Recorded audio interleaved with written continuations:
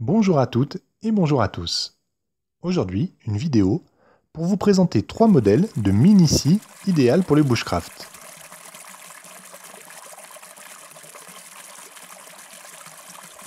Nous avons choisi ces modèles car ce sont des scies que l'on peut facilement se procurer sur internet, mais aussi en jardinerie ou magasin de bricolage à des prix très raisonnables.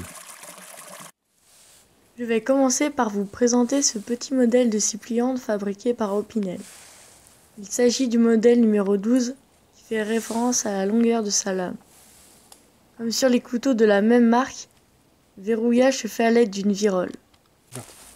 Sa lame est assez fine, ce qui est utile pour les coupes précises dans les travaux de sculpture par exemple.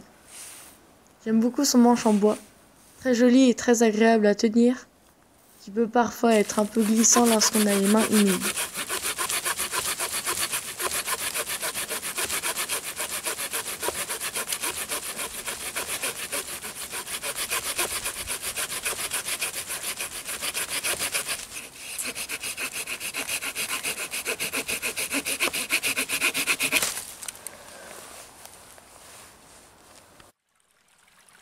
Moi, je vais vous présenter une petite scie rétractable créée par Fiskars.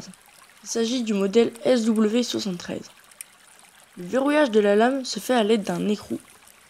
Une fois repliée, elle est très peu encombrante et son manche de couleur vive permet de la retrouver facilement si on la laisse tomber dans les feuilles. J'aime particulièrement son petit mousqueton qui permet de l'accrocher facilement à un passant de ceinture. Sa lame est également très fine, mais peut parfois être fragile et se casser si on s'attaque à un diamètre de bois disproportionné par rapport à la lame.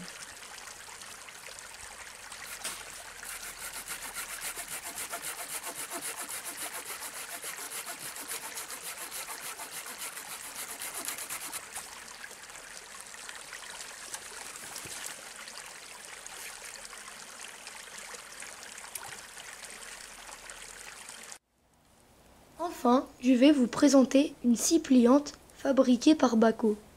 Il s'agit du modèle 396 HP. Le verrouillage de la lame se fait à l'aide d'un bouton que l'on presse.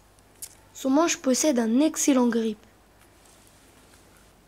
Cette scie a un tranchant redoutable, car contrairement aux deux modèles précédents qui ne coupent que lorsqu'on tire, celle-ci coupe dans les deux sens. Elle est cependant plus lourde, plus encombrante et surtout plus chère que les deux autres scies.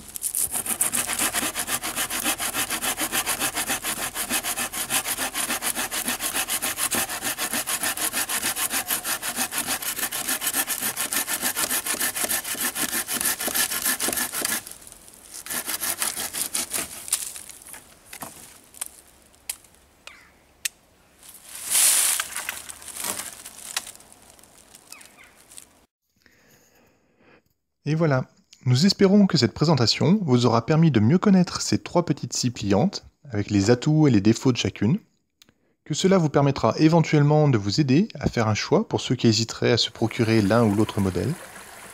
Vous pourrez bien sûr retrouver toutes les données techniques dans la description de la vidéo.